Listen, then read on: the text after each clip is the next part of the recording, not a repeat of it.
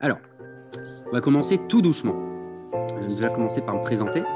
Donc moi, je m'appelle Mickaël. Je travaille à School Lab depuis bientôt 5 ans maintenant.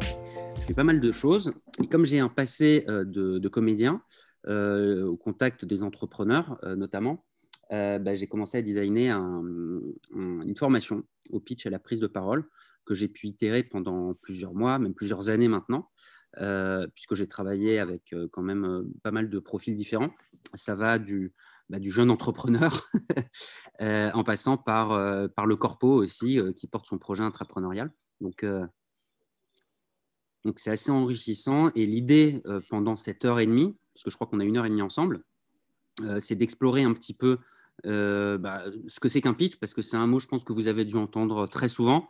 En général, il perd de son sens même, on oublie un petit peu les objectifs, on ne pense pas forcément aux bons enjeux. Donc, c'est de remettre un petit peu tous ces compteurs à zéro. On se met tous un peu d'accord sur tout ça.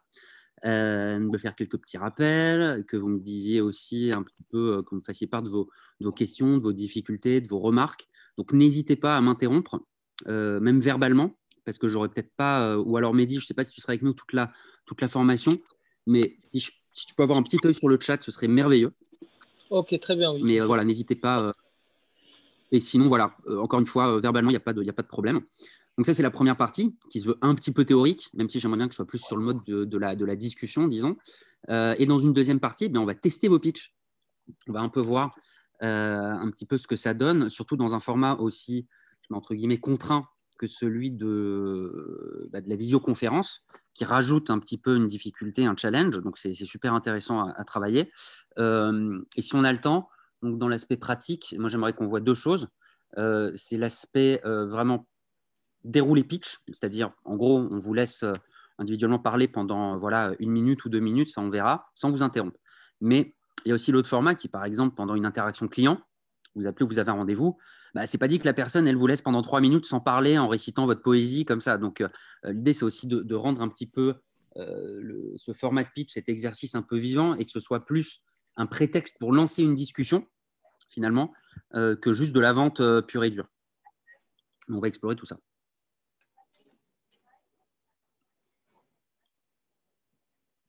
Oh, alors, bon, c'est pas encore le Stade de France, mais il y a quand même il y a quand même quelques participants là. On y va? Je pense qu'on peut y aller, oui. On a 26 participants. Je pense qu'on aura quelques-uns qui vont encore arriver au fur et à mesure, mais c'est déjà bien pour commencer. Euh, Excusez-moi tout petit instant. Ok. Et donc là, on est au max des personnes qui veulent bien montrer leur visage. Ok. Bon, je vais pas faire le jour là-dessus. Voilà. Bon, c'est pas grave. Tout à Merci. l'heure, pendant le pitch, je pense qu'il y aura plus de visages. T'inquiète pas. Ouais, j'espère. Évidemment, il y a voilà, encore un garçon. Alors, le pitch. Est-ce que quelqu'un ou quelqu'une peut me donner déjà une petite définition, très rapide?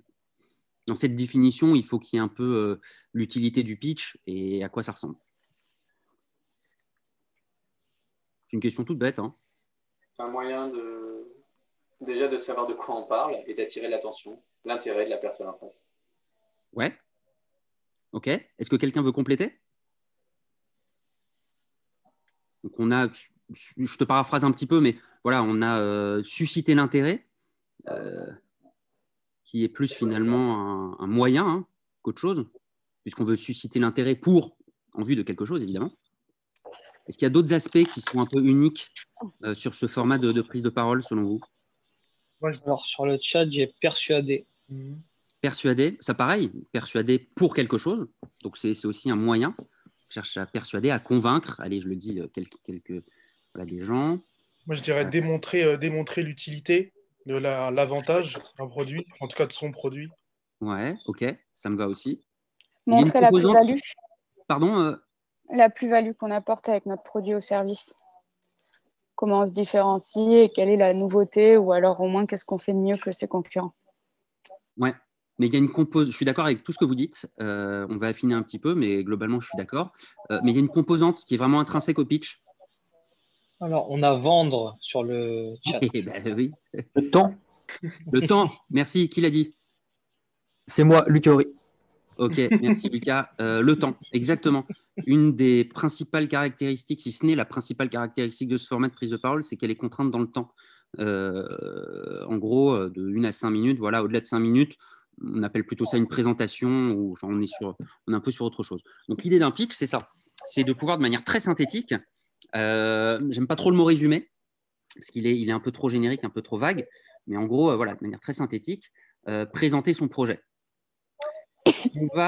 Si on gratte un petit peu, si on creuse un petit peu plus, vous m'avez dit vendre, vous m'avez dit convaincre, vous m'avez dit persuader, mais il y a un verbe, il y a une action qui doit être première avant toute celle-là. Votre objectif, c'est déjà de vous faire comprendre. Je vais beaucoup insister là-dessus. Il faut que vous preniez bien conscience que pour vous, ce sera peut-être la 10 millième fois que vous allez réciter, que vous allez présenter votre travail. Pour les personnes qui sont en face de vous, ce sera la première fois de leur vie qu'ils vont découvrir ces mots-là, dans cet ordre-là, dans ce contexte-là.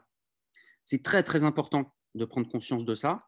Pour prendre conscience de ça, vous avez besoin de faire appel à votre empathie, c'est-à-dire la capacité, en gros, à ressentir, à se mettre à la place des autres. C'est vraiment très, très important tout ça parce que c'est les premières briques de mise en condition pour que la présentation soit réussie. Vous avez, en gros, au départ, 2 jobs. Vous faire comprendre et rendre l'expérience, c'est-à-dire le temps que vous avez avec ces personnes, le plus agréable possible. D'accord ? C'est une expérience. L'idée, c'est de faire vivre quelque chose à quelqu'un, de le faire rentrer dans votre univers, quel qu'il soit. OK ? Vous voyez ce que je veux dire ? Ce n'est pas trop conceptuel ? Donc, pour faire rentrer quelqu'un dans cet univers, pour l'accompagner, il y a plusieurs moyens, plein de techniques qu'on va explorer un petit peu ensemble, mais il faut déjà se mettre bien ça dans la tête. Donc, il faut faire un effort de pédagogie, d'empathie, parfois de vulgarisation, d'explication, de patience aussi. Donc, tout ça, c'est très, très important. Et j'aimerais bien, puisque je vais beaucoup insister là-dessus, dans la phase pratique, en ce qui me concerne moi, c'est-à-dire que ça va être la première fois que je vais écouter vos projets, que vous exerciez un petit peu tout ça avec moi. Donc, même si le temps contraint est court, en 1 minute, on ne peut pas dire autant de choses qu'en 10, paradoxalement, vous allez voir que ce n'est pas si contradictoire, il va falloir prendre son temps. Pour vous, parce qu'il va falloir que vous respiriez bien, voilà, mais aussi pour l'autre. Parce que l'autre, il va falloir lui conserver son attention et qu'il garde un bon souvenir de cette expérience. OK ? Pédagogie, vulgarisation et se faire comprendre. Pour se faire comprendre, il faut que le discours, que votre propos soit cohérent. C'est-à-dire qu'il ait du sens. Qu'il ait du sens, on peut un petit peu, de manière schématique, découper en fait votre pitch en grosses parties. On va dire que 3 parties. On va un peu les nommer, voir quels sont les exemples de structure, mais on peut aussi agrandir l'échelle jusque finalement aux phrases. C'est-à-dire que cette phrase-là, elle vient avant celle-là, qui vient après celle-là, qui vient après celle-là, etc. Finalement, comme une histoire. Je vais vraiment employer c'est même pas une métaphore en fait, c'est plus une comparaison qu'autre chose. L'histoire, le récit au pitch. C'est comme ça en fait qu'il faut aborder cet exercice, à la manière d'un récit. Et c'est pour ça qu'on va utiliser des termes, des outils comme le storytelling par exemple. Est-ce que le storytelling, c'est un mot que vous avez déjà entendu ? Oui, pour ceux qui l'ont déjà entendu, est-ce que vous pourriez me donner une petite définition pour vous de ce qu'est le storytelling et à quoi ça sert ? C'est le fait de raconter une histoire avec généralement vectrice d'émotion pour mieux toucher directement celui qui va recevoir le message. Ah ouais, ça me plaît beaucoup. Ouais. Ok. Quelqu'un veut compléter ? Même si c'est une définition qui est déjà pas mal complète, mais ouais. C'est un peu le cas d'usage parfait pour expliquer, pour démontrer notre value proposition par rapport à un problème. C'est un peu raconter l'histoire parfaite, notre use case parfait en fait, je pense. Ouais, alors moi l'adjectif parfait, je sais pas. Qu'est-ce que tu entends par là ? Je veux dire oui, parfait, c'est pas très clair, mais qui montre exactement en fait, qui met bien en face le problème et la réponse au problème, ta réponse à un problème bien particulier. Bon, dans ce cas-là, l'adjectif parfait me va. Mais c'est juste que sinon, juste mini parenthèse, il ne s'agit pas du tout, jamais, d'atteindre le pitch parfait. Pourquoi? Parce qu'il n'existe pas. En gros, vous allez vous en rendre compte dans votre vie entrepreneuriale. L'idée, c'est non pas d'avoir un pitch dans sa poche, mais d'en avoir plein pour pouvoir faire vraiment du sur-mesure. Parce que les enjeux, les éléments, etc., ne vont pas forcément être les mêmes qui vont intéresser un investisseur, votre petit cousin au repas de Noël, votre client final, votre développeur que vous voulez recruter, etc. Donc, finalement, vous allez en avoir plein et vous allez jongler avec sans cesse. Et d'ailleurs, c'est pour ça aussi que, et malheureusement, en tant qu'être humain, c'est la seule manière de progresser. Il faut les exercer, il faut les tester, il faut les travailler, il faut les ajuster, il faut itérer. Et en général, je n'aime pas trop faire de généralité, mais juste pour vous donner un peu une idée, pour moi, un pitch qui n'a pas changé d'un mot en 3 mois, ce n'est pas bon signe. D'une part, ça veut dire que votre projet il est complètement statique. Et d'autre part, ça veut dire que vous non plus, en fait, votre recul, votre parti pris n'a pas du tout évolué. Ce qui serait quand même pas super bon signe. Donc voilà, parenthèse fermée, mais c'est pour ça qu'il ne faut surtout pas viser quelque chose de parfait et de figé. C'est que du work in progress. D'accord ? Ce qui ne veut pas dire, pendant que vous pitchez, qu'il ne faut pas que ce soit impeccable. Encore une fois, mais là, on touche à l'expérience entre vous et les gens qui vous écoutent. Donc, storytelling. Effectivement, j'ai entendu plein de bonnes choses. Donc, on va dire, ça regroupe l'ensemble des outils qui vont faire passer des émotions à travers un récit. On va dire ça un petit peu comme ça. Pourquoi les émotions ? Parce que depuis qu'on sait se raconter des histoires, je ne vais pas remonter à quelques centaines de milliers d'années, mais il s'agit véritablement de ça, c'est que l'être humain, on n'a pas trouvé de meilleur moyen pour se transmettre des informations que par l'histoire. Pourquoi ? Parce qu'elle véhicule des émotions et qu'on peut mettre de l'affect en fait, dans des éléments très pragmatiques. Pour illustrer un petit peu ça très rapidement, si je prends les plus vieux textes en fait, qu'on a, par exemple les textes religieux, que ce soit sur les religions monothéistes ou autres, finalement, grosso modo, il s'agit de textes de loi, hein. Ce sont des codes civils, mais qu'on a un petit peu fondus, un peu dans des blockbusters, en mettant des prophètes, des miracles, des intrigues amoureuses de fous, etc., pour nous faire passer des valeurs, des idées, et même parfois, je vous le disais, des lois. Regardez, c'est encore des textes qu'on se raconte aujourd'hui, mais même dans la fiction, hein, la fiction se sert de ça aussi pour véhiculer des idées, des valeurs précises, etc. Et vous, en fait, votre job, c'est exactement le même. Vous avez un outil qui s'appelle la prise de parole, finalement, un discours dans lequel vous pouvez faire passer plein de choses. Si vous mettez de l'émotion, les bonnes émotions, c'est gagné, quoi. Les gens, vous allez toucher à ce qu'on appelle un petit peu l'évidence, c'est-à-dire que vous n'allez même pas tant avoir besoin de convaincre dans la forme. Là, pour la personne qui vous écoute, il y aura quelque chose d'évident, parce que le discours sera sensé, il sera cohérent, et il va le toucher lui. Donc, a priori, aucune raison pour ne pas s'embarquer dans votre aventure. D'accord ? C'est peut-être encore un petit peu abstrait, mais on va continuer à creuser un petit peu. Et on va parler un petit peu de la structure. La structure, c'est vraiment la colonne vertébrale de votre pitch, de votre prise de parole. Classiquement, il y en a une qui fonctionne très bien, mais vous allez voir qu'avec un petit peu d'exercice, vous allez pouvoir modeler un petit peu tout ça, jouer aussi avec justement cette structure, tenter des choses pour que vraiment que vous adaptiez ce format à votre projet et qu'on retrouve une espèce d'unité et d'une cohérence un peu absolue comme ça. Il y a la structure, mais vous en avez peut-être déjà entendu parler. Dites-moi si c'est le cas. Donc, en 3 parties, du pourquoi, du quoi et du comment. En anglais, ça donne why, what, how. Est-ce que ça vous dit quelque chose ? Simon Sinek. Ouais, absolument. Oui. Partager les valeurs et le pourquoi on fait quelque chose et ça embarque les gens.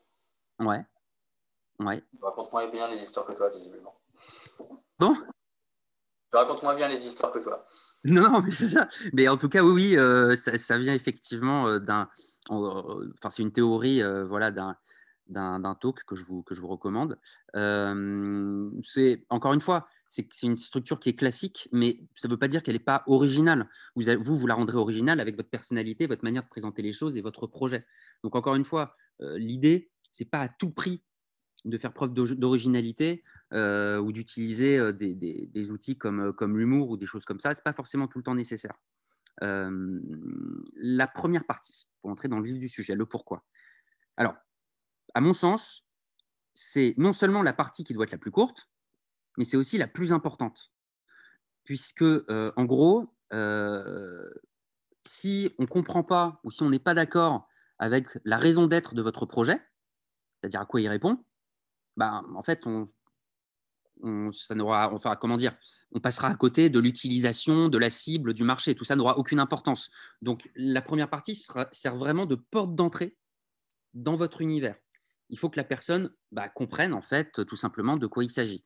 Il y a plein de manières différentes de commencer cette partie. Ça peut être avec une anecdote, ça peut être avec des chiffres, des statistiques, voilà. Attention avec les chiffres, je vous le redirai aussi, je pense, mais quand vous balancez un chiffre, que ce soit une statistique, n'importe quoi, il faut le faire parler, ce chiffre.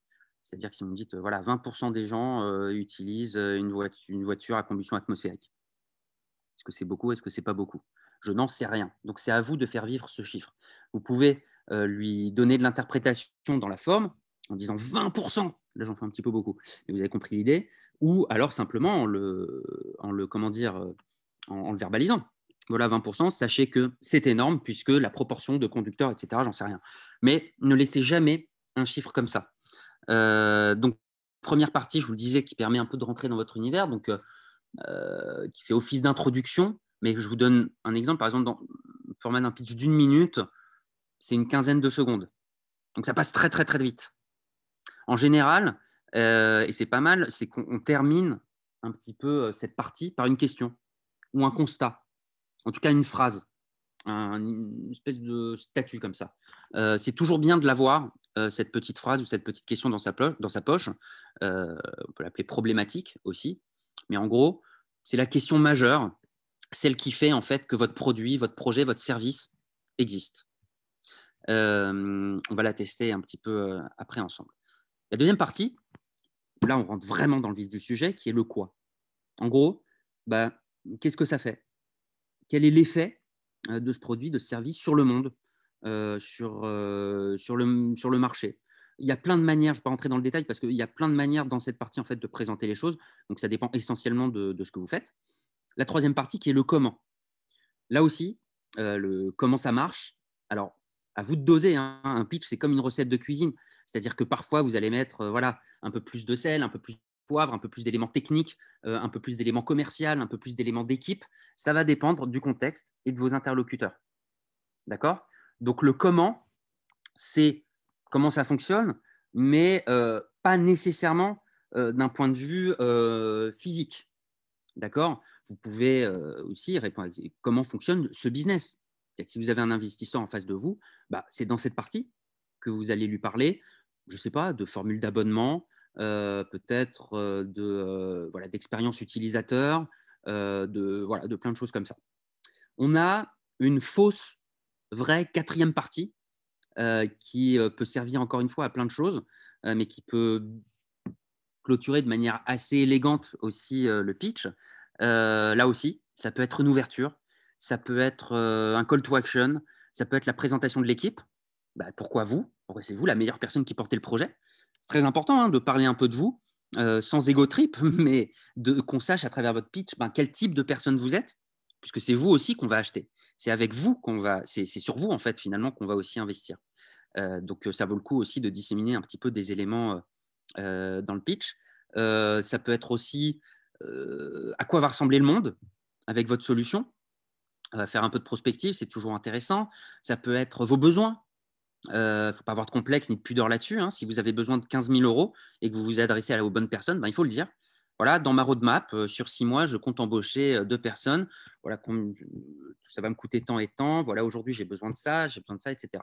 Donc, vous voyez que le pitch ne sert pas uniquement à vendre. Il peut servir absolument à plein de choses différentes. Et ça va dépendre de vous.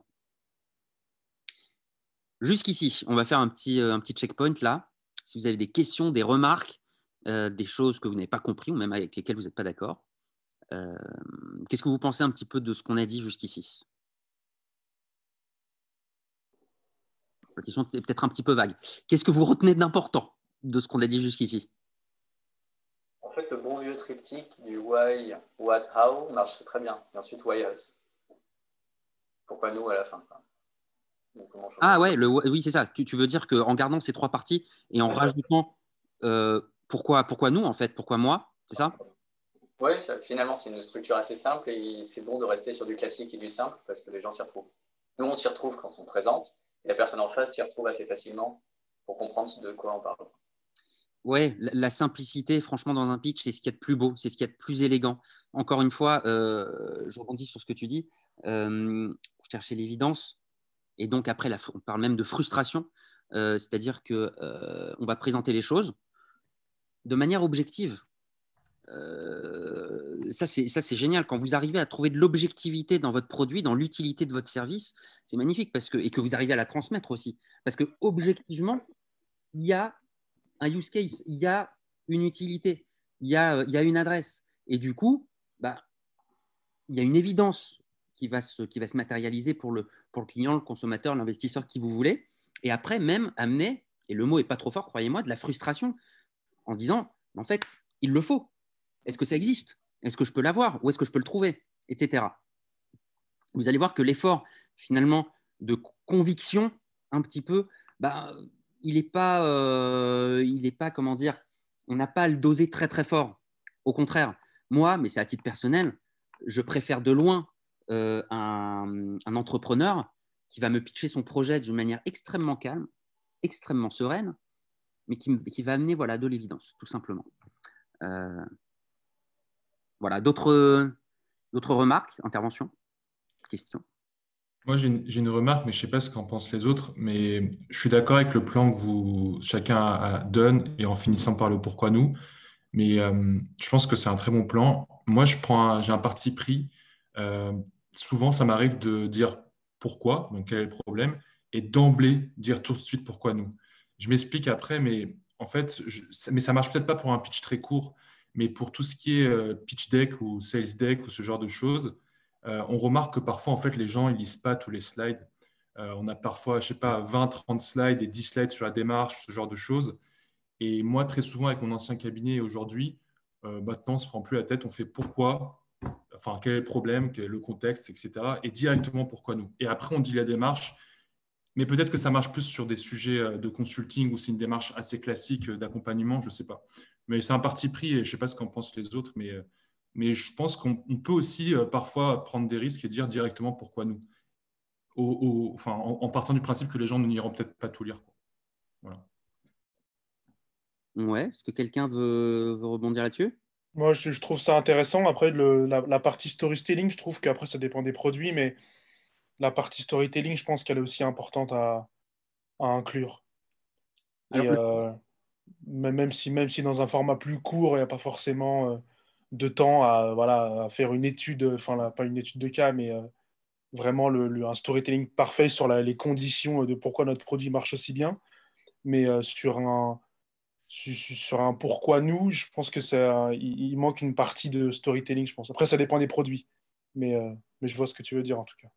Alors ouais, juste Olivier, Aïda, je vais rebondir sur ce que vous venez de dire, c'est intéressant. Juste Olivier, sur le storytelling, en fait, le storytelling, faut pas voir ça comme un élément qui va arriver à un moment donné. En fait, c'est vraiment un ensemble d'outils qui vont faire en sorte que ton propos va être structuré comme un bon récit. Ok. D'accord? Et Aïda, toi, tu me disais le Why Us à essayer j'ai pas un esprit de contradiction très fort, mais moi, je me dis que une fois qu'on a tous les éléments, c'est-à-dire une fois qu'on a compris les enjeux, les pourquoi, les quoi, les comment, à ce moment-là, ce serait peut-être encore plus fort de se dire tout ça, c'est nous qui le portons. Et vous savez quoi? C'est nous les plus légitimes. Il n'y a pas mieux que nous sur Terre pour porter tout ça. Donc après, c'est à toi de voir. C'est comme un film ou comme un bouquin. C'est-à-dire que vous avez une liberté quasi totale. On parlait de storytelling, mais vous pouvez mettre du suspense. Ouais, mais ça dépend du format, ça dépend du format et du temps imparti et de l'attention des gens. Tu as raison, ça dépend de plein de choses. Donc c'est pour ça qu'il faut tester et que ma réponse, elle est un petit peu timide. Je ne vais pas trop marquer les choses. Mais si ça a du sens et que ça fonctionne, franchement, pourquoi pas? Vous pouvez faire des détours, les emmener, mais juste soyez vigilants. Ayez toujours cet effort un petit peu d'empathie, mettre à la place de l'autre pour être sûr que les gens continuent à être avec vous. D'accord? C'est super important. Donc, c'est pour ça que la structure, comme tu le disais, je ne sais plus qui disait, mais la structure, voilà, en trois parties, elle est très simple. Et simple, dans ce cas-là, c'est un adjectif qui a plutôt beaucoup de valeur. OK? D'autres personnes? N'hésitez pas à parler aussi, à donner des exemples sur vos projets à vous. Hein, on rentre direct dans le vif du sujet. Ouais. Est-ce qu'on a plus intérêt, quand on présente le why, est-ce qu'on a plutôt intérêt à prendre des chiffres qu'on a trouvés qui existent, mais qui sont parfois un peu flous parce que les statistiques, bon, elles ne sont pas faites sur tous les sujets? Ou alors est-ce qu'on a plutôt intérêt à essayer de mettre les gars qu'on a en face de nous dans une situation dans laquelle ils ont déjà été, en espérant qu'ils l'ont déjà été, évidemment, mais est-ce que je te donne un exemple en disant, voilà, vous êtes déjà retrouvé dans la situation où vous avez eu ce problème-là, ou alors est-ce que je dis 70% des gens aujourd'hui se sont déjà retrouvés dans ce problème-là, et voilà pourquoi, et voilà ce qu'on fait, etc. Alors, très bonne question, au pluriel. Il y a plusieurs choses. Déjà, si vous pensez ne pas être assez précis, abstenez-vous de donner l'information, ou alors précisez-le. Dites voilà, que c'est une tendance, que ce n'est pas le chiffre précis, etc. Mais il faut que votre crédibilité et votre degré de confiance envers les gens qui vous écoutent soit total. Si on n'a pas confiance en vous, ou si on se dit « Ouh là là, là, il me sort un truc », à mon avis, c'est un peu bullshit. Non, c'est pas bon. Donc vraiment, chaque mot, et je vous assure que c'est pas que je n'y vais pas trop fort, chaque mot doit être choisi avec soin, les chiffres aussi. Donc soyez le plus précis possible. Attention, vous avez le droit de dire « je ne sais pas ». C'est-à-dire que si quelqu'un, à la suite d'un pitch, ou même en vous posant une question à laquelle vous n'avez pas la réponse, il a le droit de dire « je ne sais pas », mais il faut une bonne raison. Et c'est, à mon sens, 1000 fois mieux de dire « je ne sais pas ». Alors évidemment, on adaptera la forme, hein, mais plutôt que d'essayer de bricoler quelque chose où on va perdre en fait toute crédibilité. D'accord? Le deuxième élément, je me suis un petit peu perdu dans… Mettre en situation, du coup, si j'ai des chiffres qui sont… Parce que moi, je prends mon exemple, hein, mais j'ai des chiffres qui sont assez globaux sur un thème en général, et il n'y a pas dans mon sous-thème, je ne trouve pas de chiffres très précis. Et du coup, est-ce que j'ai plutôt intérêt dans ce cas-là à dire, OK, vous êtes déjà retrouvé dans cette situation avec, C'est ça, merci. sur ce thème-là? Ouais, alors on arrive, ça touche aussi un petit peu à ce qu'on appelle la question rhétorique. Dans un pitch, sauf si c'est dans le cadre d'une réelle discussion, mais sinon, on n'interpelle pas le public. Le côté one man, il est un peu compliqué. Je caricature hein, exprès, mais soit vous posez une question qu'on appelle une question rhétorique, c'est-à-dire une question qui n'appelle pas de réponse, vous la portez vous-même, d'accord? Simplement, vous communiquez l'interrogation, cette peut-être mini problématique à l'audience, mais vous ne lui posez pas de questions en dehors du format de la discussion. Non, il s'agit vraiment de les mettre en situation, de leur dire de s'imaginer dans une situation qui leur est déjà arrivée et de se faire se rendre compte qu'il y a effectivement, on a déjà rencontré cette problématique-là, quoi. Ouais, pourquoi pas, complètement, pourquoi pas. Après, pareil, si tu me dis que tu as fait des recherches et que tu as besoin de cette donnée, mais qui n'est pas forcément chiffrée, bah, tu peux très bien dire, voilà, une grande majorité des utilisateurs, ou alors même environ, tu vois, si c'est 73%, mais que tu ne le sais pas, voilà, environ 70-75%, tu donnes une fourchette. Mais ayez toujours cette idée que normalement, si vous arrivez à bien pitcher, ben, c'est comme un hameçon, les gens vont vouloir en savoir plus, et donc vous pourrez après rentrer dans le détail. C'est ça aussi la difficulté du pitch, c'est qu'il faut arriver à dire ce qu'on appelle l'essentiel. L'essentiel, c'est ni plus ni moins ce dont on a besoin, le nombre d'éléments dont on a besoin pour comprendre un petit peu de quoi il s'agit. Mais vous aurez tout le temps après, justement, après les call to action ou dans les séances de questions-réponses, de rentrer plus dans le détail. Donc, à chaque fois, ce que vous faites, c'est que vous lancez des petits hameçons et vous faites en sorte que ça morde pour pouvoir après attraper les futurs acheteurs ou clients. OK? Yes. On avance un petit peu. J'aurais juste une question, si c'est ouais. possible. Dis-moi, je t'en prie. Je voulais savoir, est-ce que c'est possible de détailler ce qu'on met dans le what et dans le how? Alors, ouais, comme je l'ai dit, d'une manière théorique, c'est un peu compliqué parce que là, pour le coup, on rentre vraiment dans le côté custom un petit peu des pitchs, c'est-à-dire que ton quoi, si ça se trouve, va être très, très différent, même les enjeux de présentation du quoi, d'un autre projet. Donc, c'est pour ça que je vous disais tout à l'heure, c'est quelque chose, moi, que j'aimerais plutôt voir en pratique, mais en gros, le quoi, c'est comment votre produit, votre service, finalement, réagit à l'environnement, à son univers, qu'est-ce que ça fait, en fait, tout simplement. On pourrait… non, mais on n'aura pas le temps, je préfère me concentrer sur vos pitchs, mais moi, en général, ce que je donne comme exercice, c'est voilà, de me pitcher une voiture. C'est-à-dire que la voiture n'existe pas encore, mais vous arrivez avec ce produit. Comment vous le pitchez? Et du coup, là, c'est assez effectivement simple et basique. On peut faire l'exercice si vous voulez. Allez, on prend quelques minutes. Qui veut s'y prêter? C'est assez rigolo, je vous assure. Qui veut être l'inventeur de la voiture? On le fait ensemble. Hein. Allez, un peu de courage. Courage, les amis. Allez. Non, mais peut-être qu'il y a des gens qui ne savent pas ce que c'est qu'une voiture. C'est possible, hein, c'est pour ça. Donc, peut-être qu'ils n'en ont pas vu, je ne sais pas. Moi, je suis partant, si personne. Allez, François, magnifique. Alors. Allez. Ah oui, donc je dois faire le pitch. Désolé. Non, mais on va le faire ensemble. Comment tu commencerais? Comment je commencerais? Je leur demanderais. Donc, je dois supposer que la voiture n'existe pas encore. Ouais. Ok. Donc, je leur dirais, racontez-moi combien de temps vous avez pris pour aller à Paris le mois dernier. Alors, très bien. Là, tu prends une accroche directe avec le public. Je vais dire public audience pour que ce soit plus facile.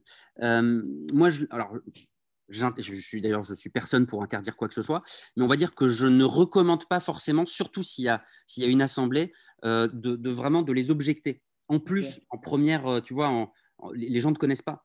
Et Dieu sait que déjà dans un one man, c'est compliqué au format stand-up, mais en plus dans le pitch, c'est voilà. Donc ou alors, j'ai peut-être une autre idée qui me vient d'un collègue de School Lab, école de conduite. C'est leur poser des questions dans lesquelles ils peuvent se reconnaître. Donc, leur dire, par exemple, qui a eu un problème de charrette la dernière fois qu'il est monté sur Paris. Donc là, il lève la main. Qui a eu un retard imprévu à cause d'une crevaison de pneus de vélo. Et en gros, indirectement, je leur demande de lever la main sur des key pain points que j'ai identifiés. Et après, je leur dis, mon produit, ça règle ça. Alors, tu peux, surtout si le format du pitch est très court, tu peux rentrer directement dans le vif du sujet.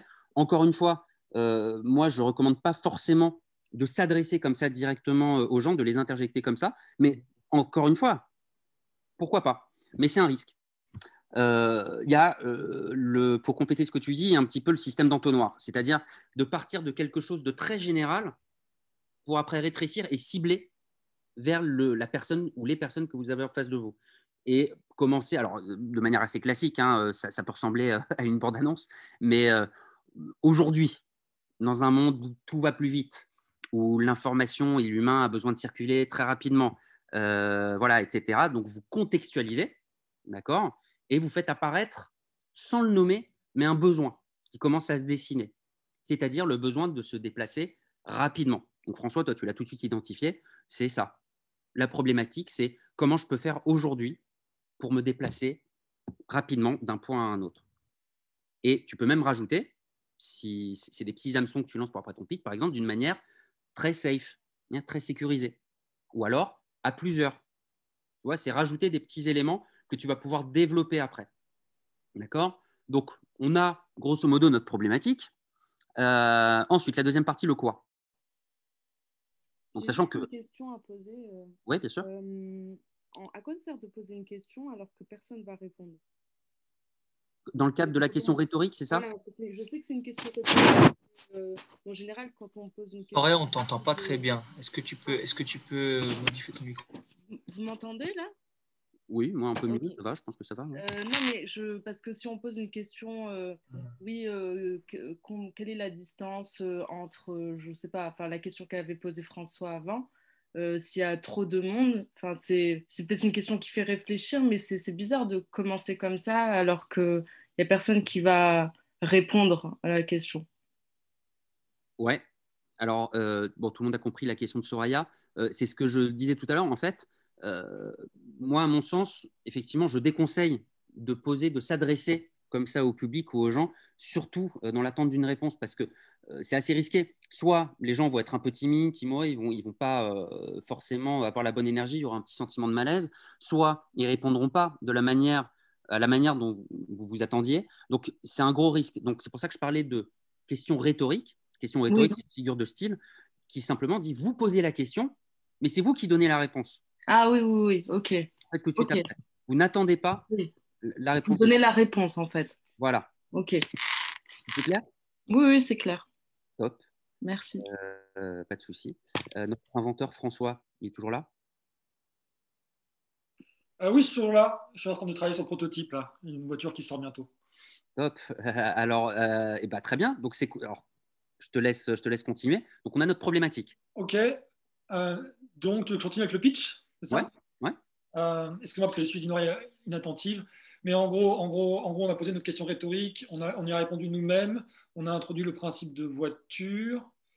Donc, j'ai dit le pourquoi. Maintenant, je suis avec le quoi, je suppose. Non, Donc, je dirais... pour moi, tu n'as pas du tout, enfin, tu n'as pas introduit le concept de voiture. Pour moi, on a contextualisé un petit peu. On sait qu'on a besoin de se déplacer rapidement d'un point à un autre, mais moi, j'en sais pas beaucoup plus a priori à ce stade. Ok, mais on a défini pourquoi. On a défini pourquoi, on doit se déplacer plus rapidement. C'est le pourquoi.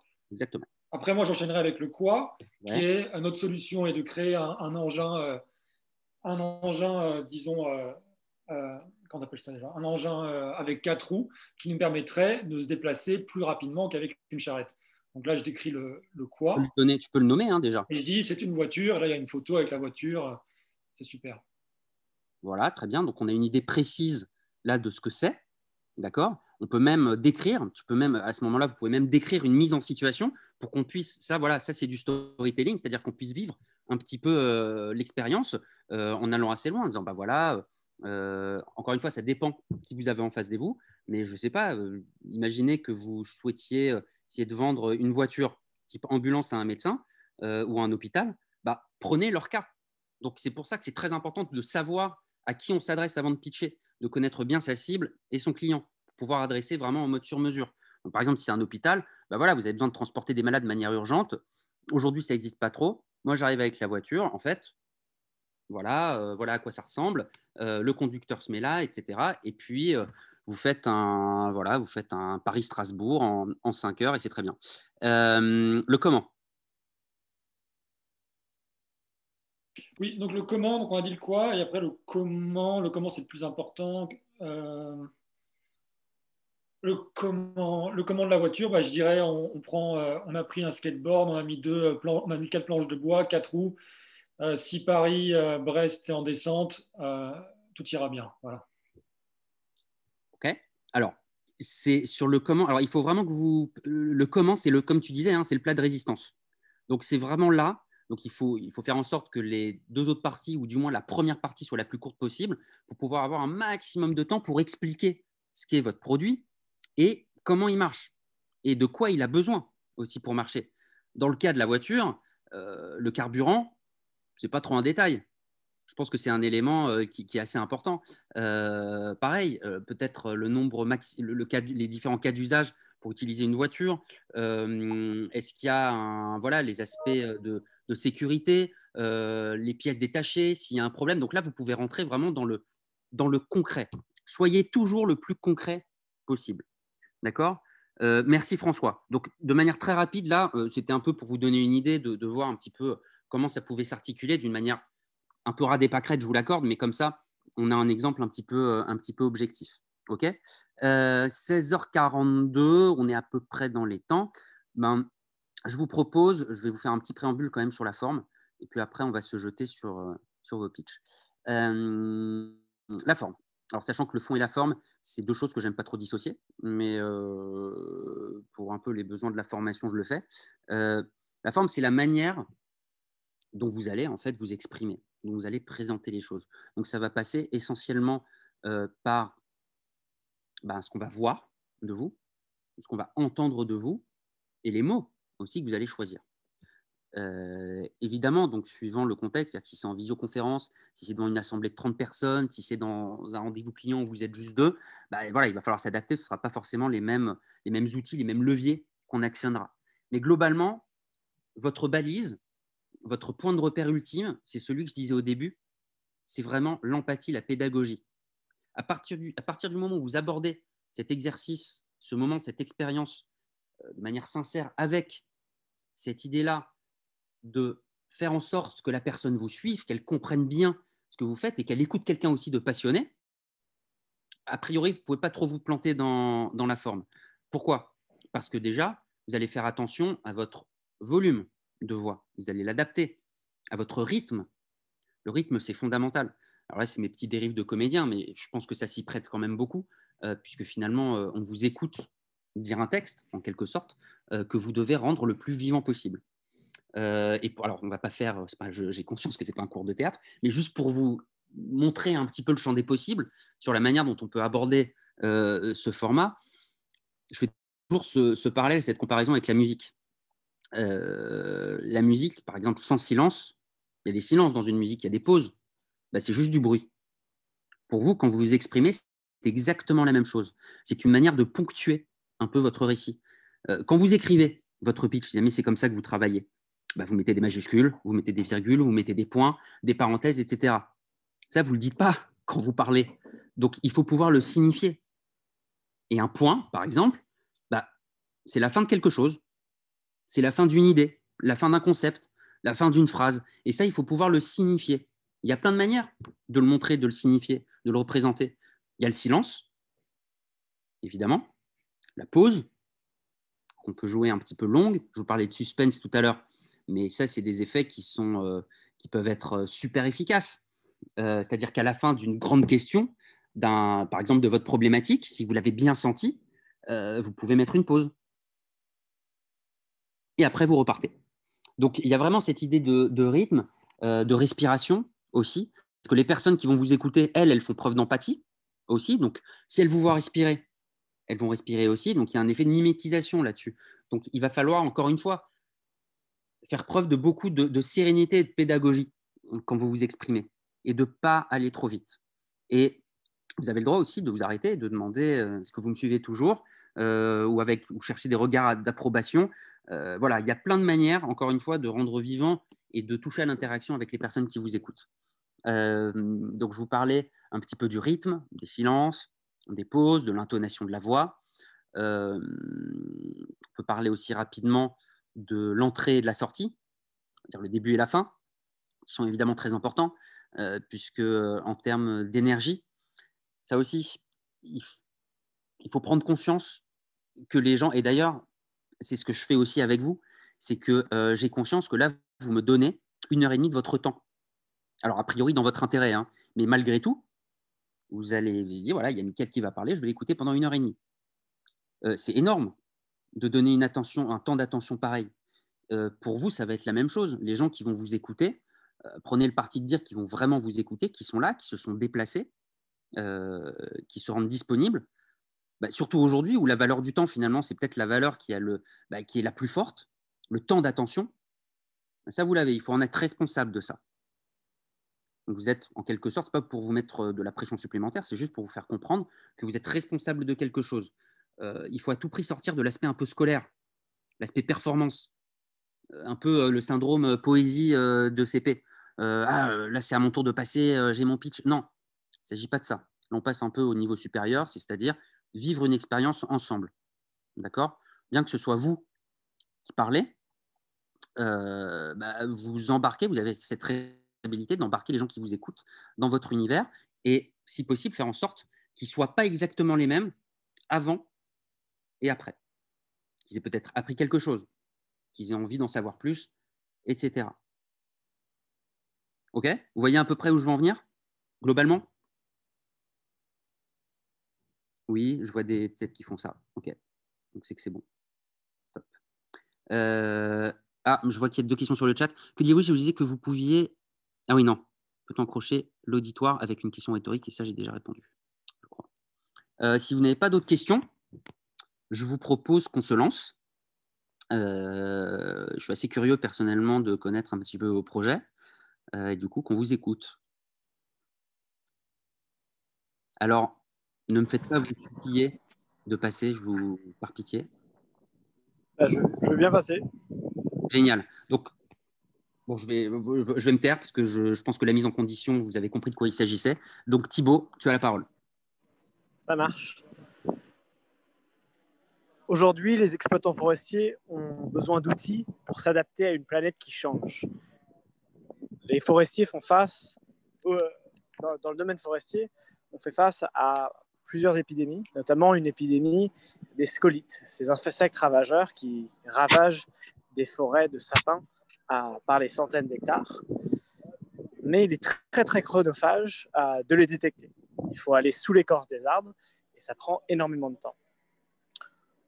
On propose une solution de télédétection de ces insectes-là à travers des images satellites qui vous permettent d'identifier les zones à risque et les zones affectées à travers des images satellites tous les mois qui vous sont envoyées directement dans votre boîte mail.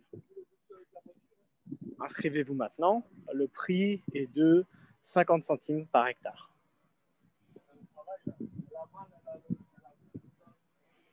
Voilà.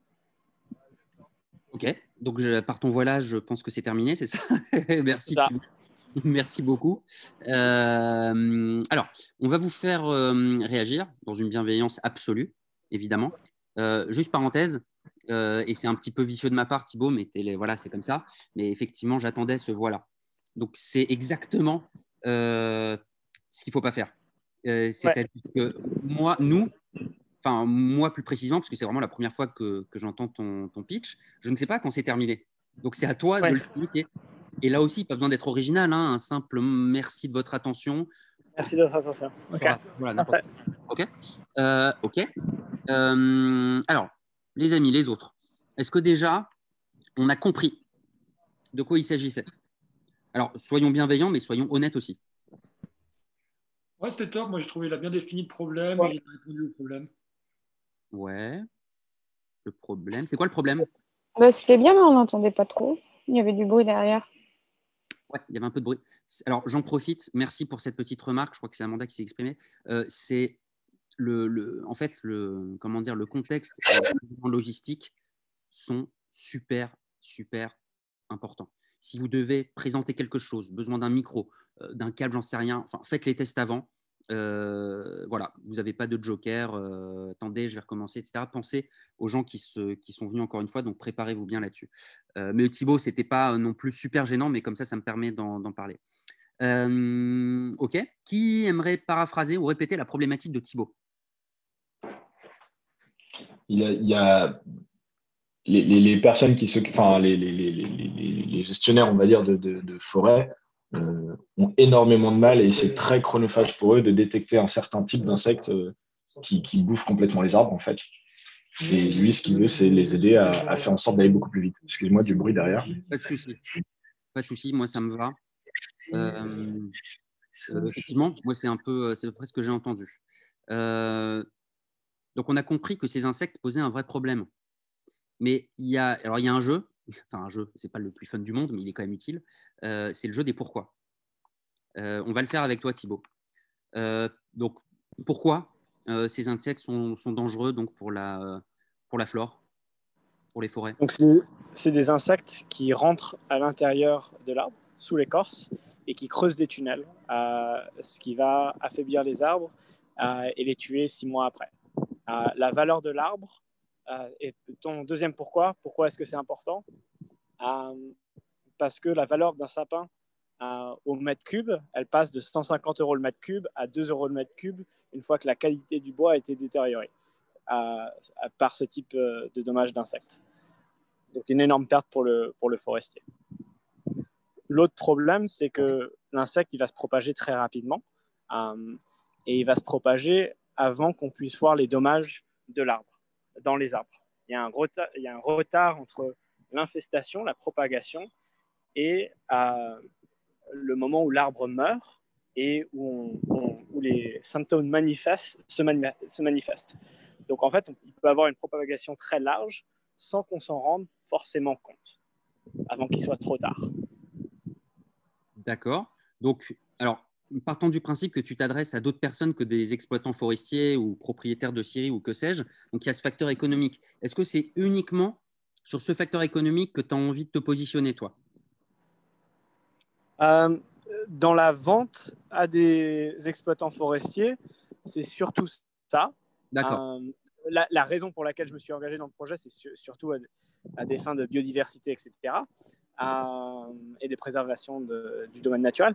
Mais dans un pitch de vente, d'après ce que j'ai compris, c'est ça qui est le plus intéressant. Ouais, alors, et c'est là où moi, j'ai ma propre question, c'est-à-dire qu'il y a cette notion de parti pris. Quand vous portez un projet, surtout un projet comme celui-là, où tu me dis qu'en plus, tu as une grande sensibilité sur tout ce qui est biodiversité, etc. Et je pose la question, là, pourquoi tu as fait le choix, par exemple, de dire ça, je le mets de côté, parce qu'a priori, ça ne va pas intéresser l'exploitant forestier. C'est un choix que tu as fait. Et il n'y a pas de souci. Moi, ce choix, je l'interroge. Je ne dis pas du tout que tu as mal fait, mais je l'interroge parce que déjà, à mon sens, et c'est toujours très subjectif, mais pour moi, ça nourrit vraiment un pitch de savoir qui j'ai vraiment en face de moi. Qu'est-ce qui nourrit la personne qui porte ce projet. Et tu n'es pas à l'abri de tomber sur un exploitant forestier qui peut avoir la même sensibilité que toi. Et beaucoup l'ont d'ailleurs. C'est pour ça qu'ils sont exploitants forestiers, c'est parce qu'ils aiment être dans la forêt et ils aiment être dans ces environnements-là souvent. Bah, je pense, mais encore une fois, il faudrait le tester, hein, et tu me diras. Mais et je parle pour l'intégralité d'entre vous d'ailleurs, que ce que j'appelle ce parti pris, c'est-à-dire en fait, qui répond à la question pourquoi vous ? Pourquoi c'est vous qui portez ce projet ? Il faut, pour moi, c'est super important si vous arrivez à la placer, à la disséminer un petit peu, pas forcément sous la forme d'une phrase qui arrive au début, mais que vous mettiez un petit peu des éléments de ça dans votre pitch, dans votre présentation. Ça lui donne du relief. Et encore une fois, ça fait d'une certaine manière parler de vous et de votre adéquation parfaite entre vous et votre projet. OK ? Ça marche.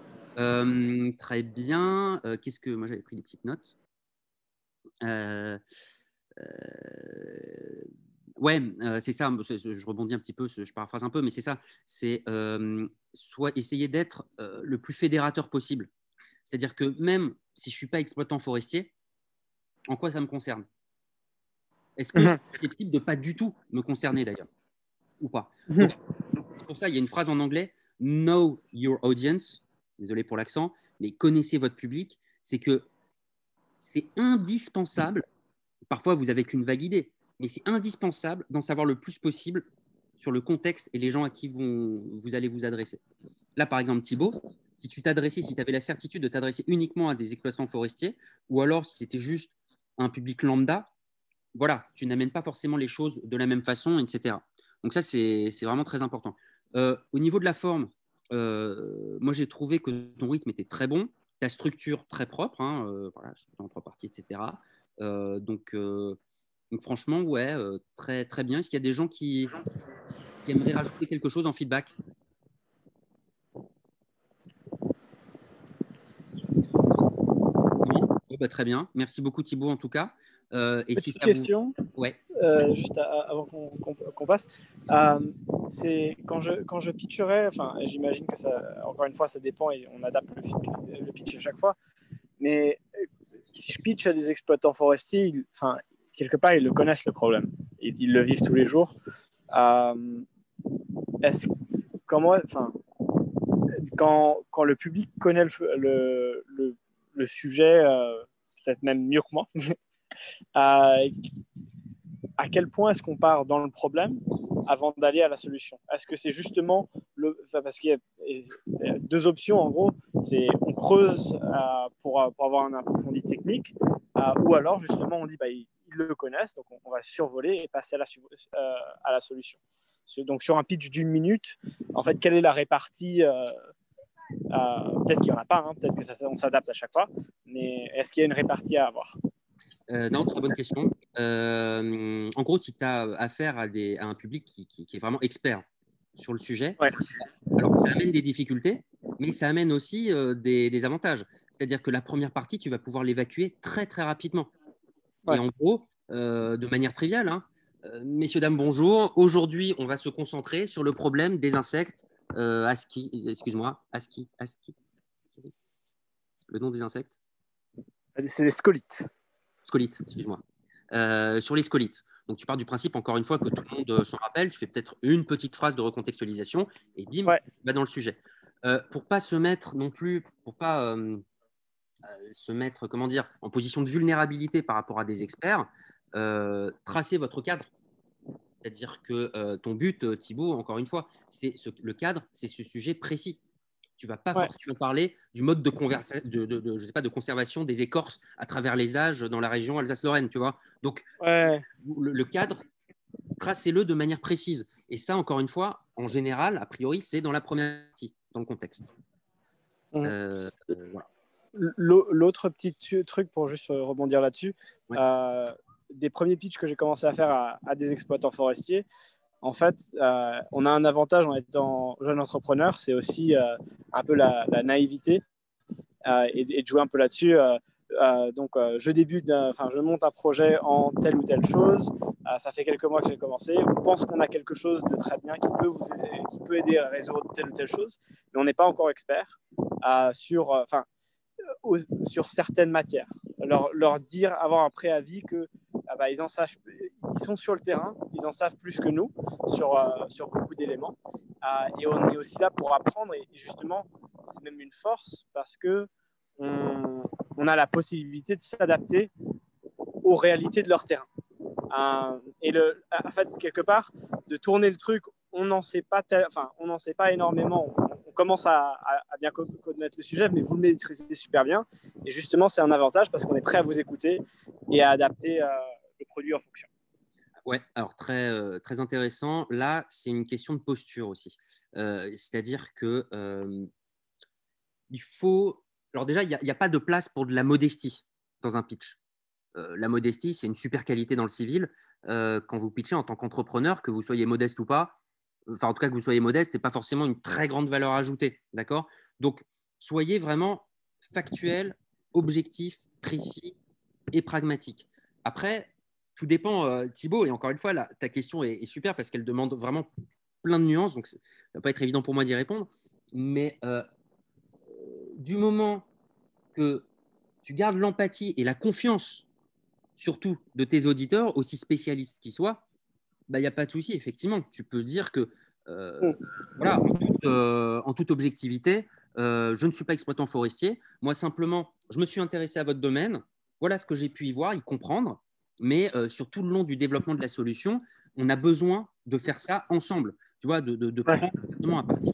Même les clients, hein, c'est quelque chose aujourd'hui dans la gestion de communauté de clients qui se fait.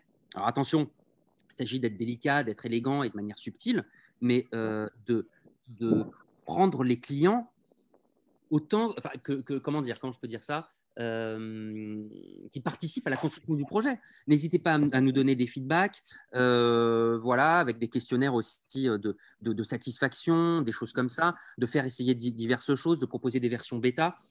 Voilà, c'est aussi quelque chose qui est totalement possible de faire et qui rend solide votre communauté et votre lien en fait avec vos clients et vos utilisateurs. En fait, là, Thibaut, toi, tu es l'expert de ta technologie et tu connais ton logiciel, ta techno, et avec ça, tu vas construire un produit qui leur sera propre, et c'est pour ça que tu as besoin de connaître un peu plus profondément leurs besoins, et c'est aussi pour ça que tu vas les rencontrer. Et Nicolas, je rebondis sur ce que tu dis, n'hésitez surtout pas à poser des questions. Alors, pas forcément pendant votre pitch, pas des questions sur vous, sur votre produit, mais des vraies questions peut-être aux utilisateurs en mode discussion. Après, le mode de question, il ne veut pas forcément dire amateur. Au contraire, il y a des questions qui sont très bonnes à poser et qui peuvent vraiment rassurer les gens qui écoutent votre pitch. Hein. Le temps en passe, les amis. Si vous êtes d'accord, on passe à quelqu'un d'autre. Moi, je veux bien, s'il n'y a pas d'autres candidats. Non, j'adore qu'on se jette sur le dessus. Vas-y, François. Ok, super. Merci. Alors, je me lance. Saviez-vous que 56% des cadres français rêvent de se reconvertir? Leur défi, ils ne savent pas par où commencer. Ils ont accès à LinkedIn, qui liste ce que font les gens, mais pas comment ils ont réussi. Notre solution, créer une plateforme listant des retours d'expérience pour guider un changement de carrière en expliquant comment d'autres cadres ont réussi leur carrière. Ainsi, si vous rêvez de travailler pour Google, mais ne savez pas comment coder, par exemple, vous pouvez dorénavant, comprendre comment quelqu'un qui a le même profil a réussi à passer leur processus de recrutement. Si vous êtes intéressé, n'attendez plus et allez sur notre site internet mentory.eu Mentoree s'appelle Mentoree. Merci. Merci François. Très propre, super. Allez, petit tour de feedback. Est-ce qu'on a compris le projet de François? Ouais. Sa problématique, c'est quoi? Je vois qu'il y a toujours les mêmes qui participent. Non, mais allez, les autres, les amis, c'était quoi sa problématique? En plus, cas d'école, il a sorti un chiffre. Les reconversions. Il voulait montrer comment comment faire pour faire une reconversion réussie. Et donc, s'inspirer de personnes qui ont réussi quelque chose qu'on veut entreprendre maintenant. Et donc, en fait, avoir plusieurs études de cas qui permettent de s'inspirer et d'être rassuré, j'imagine aussi. Et il a sorti un chiffre en disant il y a tant de personnes qui, en fait, ça ne leur convient pas leur activité professionnelle. Et donc, moi, je veux aider ces personnes-là. Et venez voir mon site. Vous verrez plein de bons conseils. Et puis surtout, vous verrez que c'est possible pour vous aussi. Alors, Amanda, toi, tu as carrément repris tout le pitch. Ok. Mais ouais, ça très bien. C'est ça. Très clair. Tout à fait. François, 56%. Si je ne dis pas de bêtises, c'est le chiffre que tu as avancé? Ouais, des cadres français. Ouais. Est-ce que c'est beaucoup ou c'est pas beaucoup? Je sais que tu allais me cueillir là-dessus. Il n'y a pas de piège, vraiment. Ouais, je ne sais pas si c'est beaucoup ou pas beaucoup. Ça me paraît conséquent, quand même, c'est la moitié de la population active, expérimentée. Un cadre, en chiffres, je crois c'est 4 millions, je crois. Il y a 4 millions de cadres, donc je crois que c'est 2 millions ou 1,5 million, quelque chose comme ça. Et comment tu avais formulé, verbalisé le truc, qui ne sont pas satisfaits? Non. J'avais dit, saviez-vous, des cadres rêvent de se reconvertir. 56% des cadres français rêvent de se reconvertir. Alors, là aussi, je pense. Alors, pareil, j'ai pas timé pour les pitchs, mais si on vous donne 1 minute, ne faites pas 40 secondes. C'est-à-dire que vous avez 20 secondes et c'est super précieux à utiliser. Et pareil, ne dépassez pas trop. C'est un point de repère qu'il faut bien respecter. Mais là-dessus, peut-être que sur la première partie, tu aurais peut-être un peu plus pu l'étayer, dans le sens où, OK, mais c'est quoi le problème? Finalement, tu as 44%, quasiment la moitié, voilà, qui visiblement se satisfait plus. Ça fait à peu près une personne sur deux. En revanche, là, tu m'as dit, ça fait 4 millions. 4 millions, mais ça, c'est perso, hein, c'est aussi la subjectivité. Moi, bizarrement, ça me parle plus. Ouais. 36%. Et c'est quoi 4 millions? C'est 4 millions de personnes qui se lèvent le matin, cadres, c'est-à-dire qui, a priori, ont même investi dans leur boulot, parce qu'ils ont peut-être fait des études, etc., et qui finalement se rendent compte que les 8, 10, 12 heures par jour qui passent au travail ne les épanouissent pas, ne sont pas satisfaits, ne voient pas d'avenir, ne se projettent pas, etc. Peut-être même amène, là je vais peut-être en faire trop, mais c'est pour te montrer aussi jusqu'où tu peux aller, des maladies professionnelles, des burn-out, des choses comme ça. Enfin voilà. Donc, ce n'est pas juste 56% qui se disent ouais, bon, si je pouvais, je ferais autre chose. Enfin, je pense, hein, François, corrige-moi si je me trompe. Mais il y a aussi un autre chiffre qui est aussi parlant, c'est qu'il y a 90% des Français qui veulent changer d'emploi, qui veulent changer de métier. Après, ma source, je l'ai trouvée rapidement et elle n'est pas forcément, je ne sais pas si elle est impartiale, donc c'est à confirmer, ça me paraît quand même un peu délirant, 90%. Alors, et là, tu soulèves un point très important, pour moi, qui a une valeur quasiment éthique, c'est que les informations que vous donnez, elles doivent être vérifiées, elles doivent être sourcées. Elle est sourcée, je crois que c'était quand même les Échos, c'était un nom qui était quand même assez fiable, mais ça me paraissait quand même un peu délirant. En tout cas, accompagner, si vous avez, c'est même pas un luxe, c'est une obligation, si vous pouvez donner un chiffre et l'accompagner de la source, voilà, c'est tout, encore une fois, c'est toujours mieux. Selon tel sondage, selon telle étude, selon, etc. D'accord? Donc là-dessus, ouais, et créer encore une fois, transmettre le besoin, transmettre un peu les enjeux d'usage dans cette première partie, et même, j'allais dire, l'urgence, pour amener à cette frustration que je décrivais un petit peu tout à l'heure. Et là, tu me dis, en fait, une personne active sur deux que tu peux croiser dans la rue, elle n'est pas contente de ce qu'elle fait, en fait, de sa vie, puisque le travail, c'est quand même là où on passe le plus de temps. Donc là, je me dis, OK, il y a peut-être un truc. Et lui, il a trouvé une solution là-dessus. OK, ben, je vais le suivre. J'ai envie d'écouter ce qu'il a à me proposer. D'accord? OK. Donc là-dessus, c'était court, la première partie, c'est bien, mais peut-être un tout petit peu. Tu avais, à mon sens, un petit peu plus de place. Ouais, d'accord. Et après, dans l'explication de votre solution, que ce soit dans le quoi ou dans le pourquoi, à mon sens, encore une fois, évitez, si possible, les mots comme plateforme, comme application, qui aujourd'hui ne veulent plus rien dire du tout. En fait, OK, une plateforme, c'est sympa, mais en quoi elle est différente, à quoi elle ressemble vraiment. Donc, si vous utilisez ce mot-là, essayez de l'intégrer vraiment à votre business et à le décrire le plus concrètement possible. OK. Le temps passe très vite, il nous reste 20 minutes. Allez, qui a envie de tester son pitch encore? Moi, je veux bien. C'est Olivier qui a parlé? Non. Oui, c'est moi. Ouais, okay, pardon, vas-y. Alors du coup, malgré une offre food grandissante dans Paris, il y a une augmentation aussi du temps d'attente du coup des consommateurs par rapport au restaurant, donc de l'incertitude. Donc même moi, en tant que grand consommateur de restaurants, je trouve qu'il est maintenant devenu indispensable pour les restaurants de faire preuve de transparence envers leur clientèle. Et tout ça pour rendre en fait leur restaurant plus accessible, plus attrayant, donc c'est-à-dire par la gestion de flux et par l'information donnée à leurs clients qui sont réguliers et leurs clients qui les feront vivre au jour le jour, surtout en ces temps difficiles. Donc Onigo, c'est une solution qui permet du coup aux restaurants d'informer leurs clients en temps réel de la situation. La situation, j'entends affluence, temps d'attente et leur stock disponible.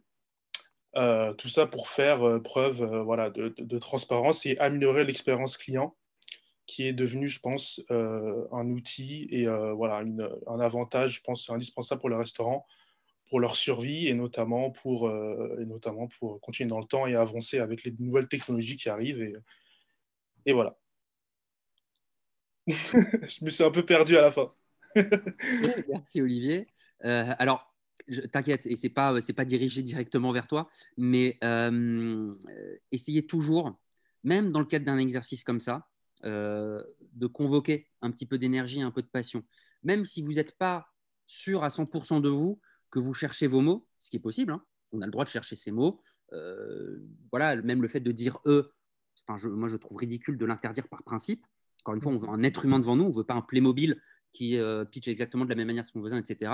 Donc, faites-le vivre. Et tu vois, sur la fin, surtout sur la fin, je l'ai ressenti, Olivier, tu cherchais tes mots et voilà, tu en avais marre. On sentait en tout cas que tu avais envie de clôturer le plus vite possible. Donc, soyez vigilants par rapport à ça jusqu'à la dernière seconde. Vraiment. Et ça se joue dans le regard, ça se joue dans le visage, dans le sourire, dans les gestes. Voilà, ça se joue aussi là-dessus. Merci beaucoup en tout cas. Les autres? Moi, j'ai des petits retours. Quand tu as commencé ta problématique, tu as mentionné restaurant, qui est le mot-clé pour définir ton projet. Après, tu as commencé en disant il y a de plus en plus de temps d'attente. Donc, je ne savais pas trop où tu allais venir. Et après, tu as dit il y a de plus en plus de temps d'attente dans Paris. Donc, j'étais c'est du temps d'attente, c'est quoi? Et après, au bout d'un moment, tu as commencé à dire restaurant. Et après, j'ai compris. Je pense peut-être que tu devrais réorienter ça pour d'emblée de jeu dire moi, je veux aider les restaurants pour le temps d'attente versus moi, je veux diminuer le temps d'attente pour les restaurants.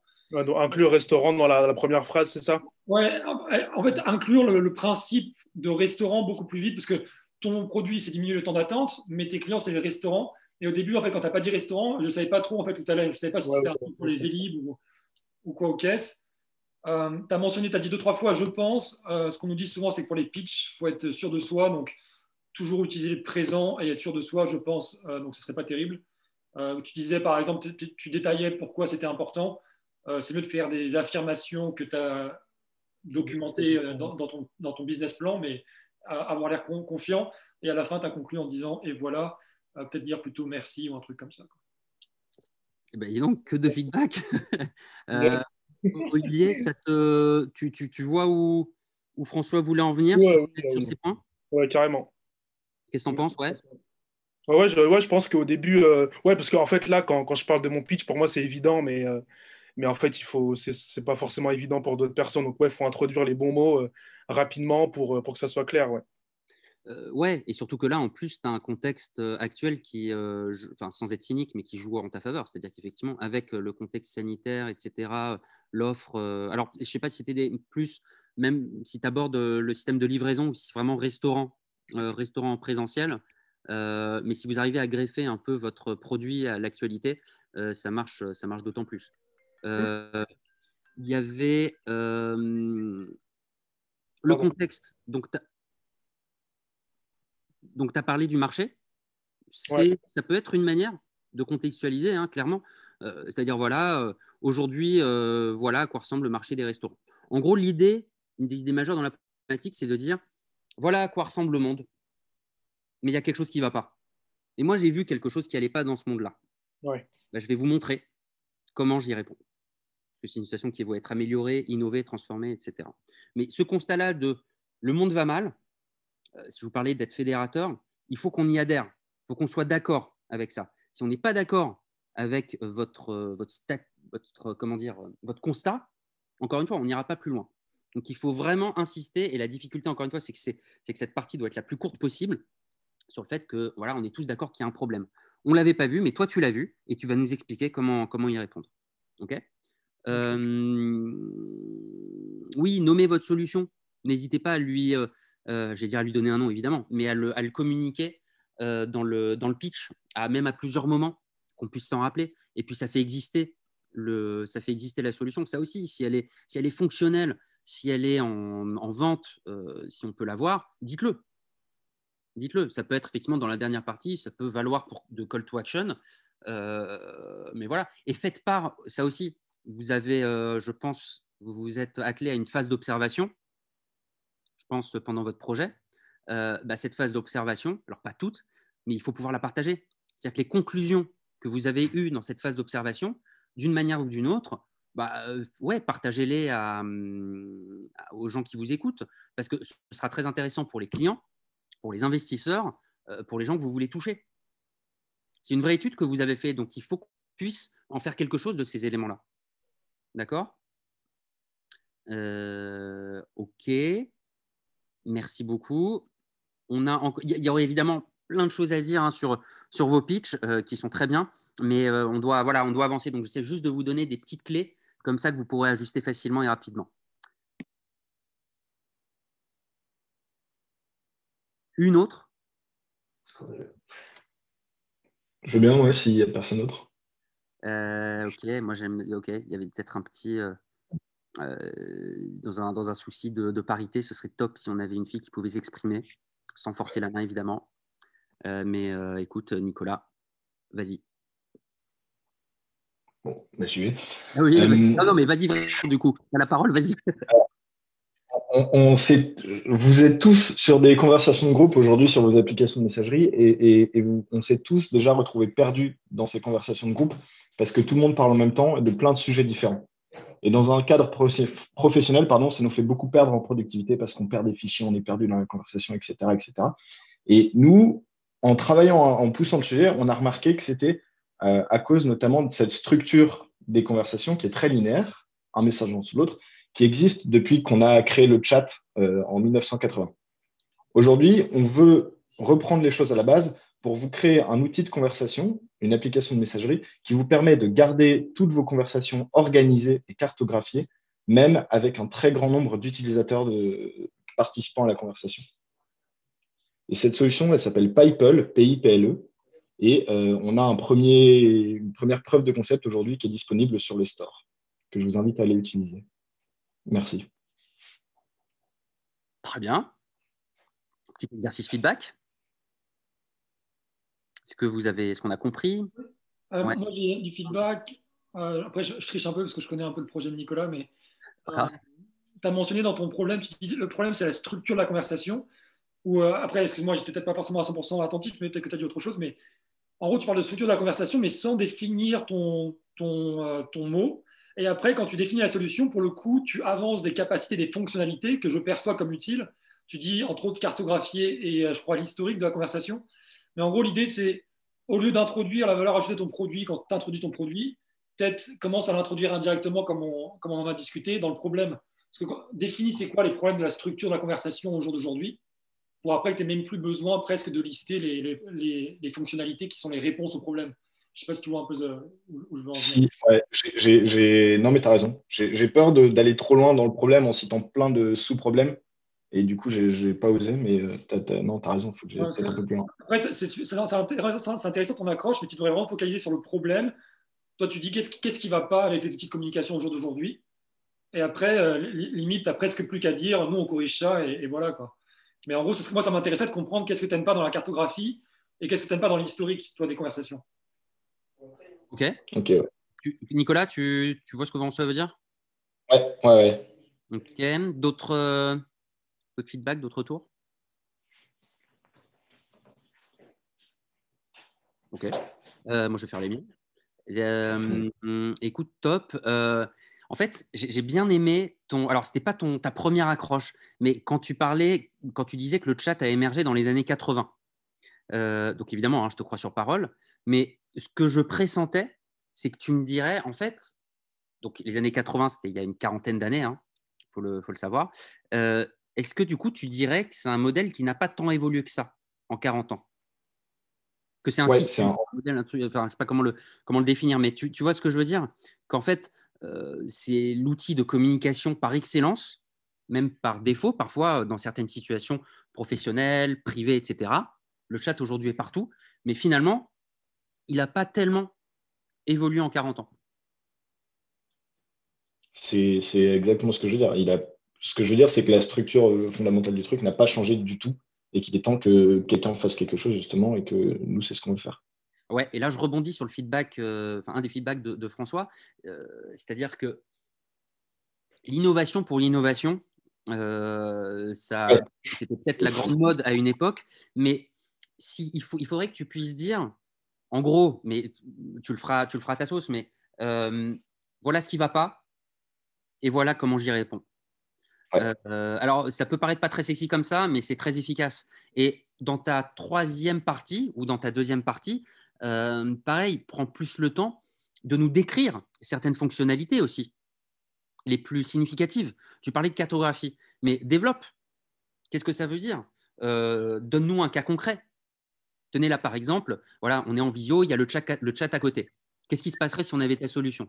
Tu vois? Donc, essayez d'ancrer le plus possible votre projet, votre produit dans la réalité, dans notre réalité. Ça fait exister. Du coup, on voit beaucoup mieux de quoi on parle. Yes. Mais sinon, c'était top. Et alors, oui, ça aussi, sans prendre vos auditeurs pour des gens pas forcément compétents ou qui ne sont pas experts, etc., n'ayez pas peur quand même d'aller dans un niveau de détail suffisant. Encore une fois, pour être de plus en plus concret. Merci beaucoup, Nicolas. Il y a tellement de gens que je n'ai pas encore entendus. Je ne vais pas les nommer, mais on a quand même du Margot, on a du Guillaume, on a du iPhone 2 fois, 4 fois, Martial. Est-ce que moi je peux pitcher si je prends une voix féminine? Non, ça va, c'est pas une bonne idée. Je l'avais déjà testé sur notre format, ça va mettre les gens mal à l'aise. Non, pitch avec ta voix, il n'y a pas de souci. Ok, ça marche. Okay. Donc en France, d'après l'assurance maladie, 20 millions de personnes vivent avec une maladie chronique et prennent des médicaments tous les jours. Cela concerne un Français sur 3. Parmi ces 20 millions de patients, d'après l'assurance maladie, un patient sur 2 ne prend pas correctement ses médicaments et un patient sur 3 estime le fardeau de la prise de médicaments inacceptable, d'après l'étude Compare de 2019. Ne pas prendre correctement ces traitements est un fléau qui est responsable de progression de la maladie, de complications, d'hospitalisation et de décès prématurés. Notre solution est une application mobile nommée YouMed qui aide le patient à bien prendre ses médicaments et ainsi préserver sa santé. La fonctionnalité centrale de YouMed est le rappel de prise de médicaments. En pratique, le patient récupère ses médicaments chez son pharmacien, puis à l'aide de YouMed, scanne son médicament qui est directement reconnu. Il rentre combien de médicaments sont à prendre le matin, le midi et le soir. YouMed s'occupe ainsi d'envoyer une notification au patient quand ces médicaments sont à prendre. De plus, YouMed permet au patient de stocker ces informations et ces documents et de suivre l'évolution de sa santé. Et pourquoi sommes-nous les meilleurs pour réaliser ce projet? Car le projet est porté par un pharmacien qui est aussi patient. Merci de votre écoute. Merci Jean-Baptiste. Alors, qu'est-ce qu'on en a pensé? C'est toujours la même question, hein. Est-ce qu'on a un peu compris comment il a abordé un petit peu le contexte? On peut parler de la forme aussi. Est-ce que vous voulez réagir?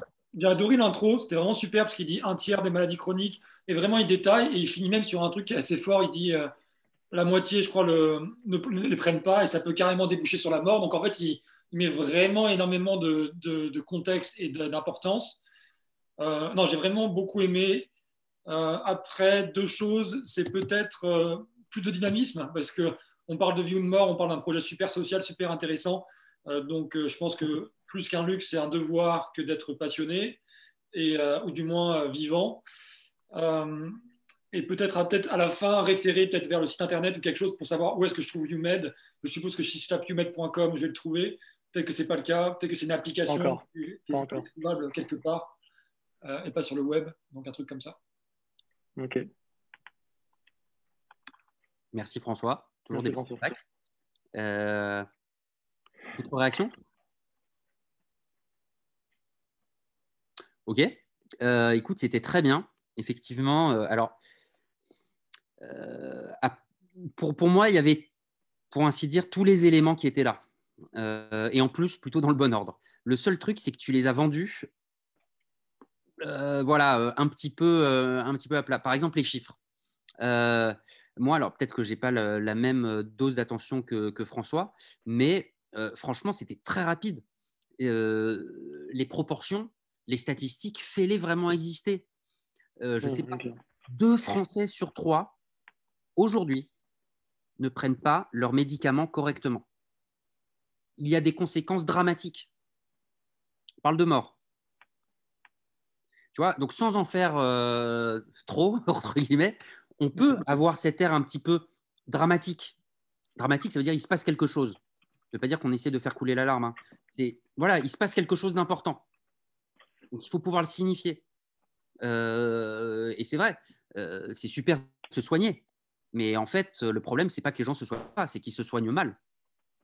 Ça peut vous arriver à vous, ça peut arriver à votre grand-mère, à votre neveu. Bref, tu vois ce que je veux dire. Donc, tu avais plein de chiffres que tu nous as donnés. Ça, c'est top parce que ça fait un peu parler le contexte. Mais il faut que tu les fasses vraiment exister, ces chiffres-là. Donne-leur de l'importance, donne-leur de la valeur, donne-leur du relief, etc. Donc, c'était effectivement très bien, mais un peu trop rapide. C'est-à-dire que, est-ce que tu le lisais entre nous? Ouais, je le lisais, ouais, j'ai essayé de prendre tous les commentaires en compte et de faire un truc c'est cool. Il n'y a pas de problème. C'est juste que du coup, voilà, il y avait un côté forcément très lu. Et moi, parfois, j'arrivais même pas à faire la différence entre un point, une phrase. Enfin, je savais plus trop où on en était. Et même pour toi, essayez de penser. C'est un peu cliché de dire ça, mais pour le coup, je pense que ça s'approche de la réalité. Quand on dit raconte-moi comme si j'avais 5 ans, qu'est-ce que ça veut dire? C'est-à-dire prends le temps. Quand vous racontez, je ne sais pas si vous avez déjà fait cette expérience de raconter une histoire à un petit garçon ou une petite fille, mais vous avez le bouquin. Si vous torchez le truc, que vous le faites vite en tournant les pages très rapidement sans le regarder, le gamin, au bout de 20 secondes, il va avoir envie de faire autre chose. Pour l'accrocher, il faut adresser le regard, tourner les pages, petite métaphore des slides, en faisant attention à ce qu'ils suivent bien, qu'ils les découvrent bien avec vous, etc. On les commente, etc. Donc, essayez vraiment d'avoir ça en tête, même si là, on est vraiment en exercice. Très bonne troisième partie. La structure est très bonne aussi. Et quand tu dis à la fin que pourquoi vous êtes les meilleurs pour porter cette solution, ce projet, OK. Mais est-ce que parce que tu es un pharmacien et un utilisateur, parmi les pharmaciens et les utilisateurs, ça fait de toi le meilleur? Si tu peux rajouter quel type de pharmacien tu es aussi? Quel type de patient tu peux être? Est-ce que toi, tu es quelqu'un de, tu vois, exigeant? Pas du tout, mais qu'on sache un petit peu pourquoi, même en tant que pharmacien, parce qu'il y a des bons et des mauvais partout, c'est à toi qu'on doit faire confiance. Ok. Ok, merci. Et bon, est-ce que j'en ai le temps? Allez, si quelqu'un me supplie, on peut en faire passer un ou une dernière. Eh bien, moi, je suis partante. Voilà. Allez bien. Alors, Bon, je suis pas sûre que ce soit très très bien, hein, mais C'est exactement comme ça, c'est le bon état d'esprit. allez. Donc, alors, aujourd'hui, en tant qu'animateur de résidence senior ou de maison de retraite, vous êtes débordé avec tout ce qui est organisation de sorties, d'ateliers, de conférences, etc., mais aussi de spectacles. C'est là où on intervient avec Live Arts et on vous propose des packs tout fournis pour faire toutes vos animations sur un mois. Vous pouvez commander, vous avez accès à plus de diversité et vous pouvez commander des artistes pour des prestations sans avoir à vous occuper de quoi que ce soit. C'est court, mais je ne peux pas vraiment faire plus là. Ça fait partie du pitch, ça? Non. Okay, bon. Mais je crois que je dérange un petit peu sur les côtés, c'est pour ça. Je me suis pas mis au bon endroit. Ok, donc il se passe des choses autour. Ok, pas de souci. Mais non, il n'y a pas de problème.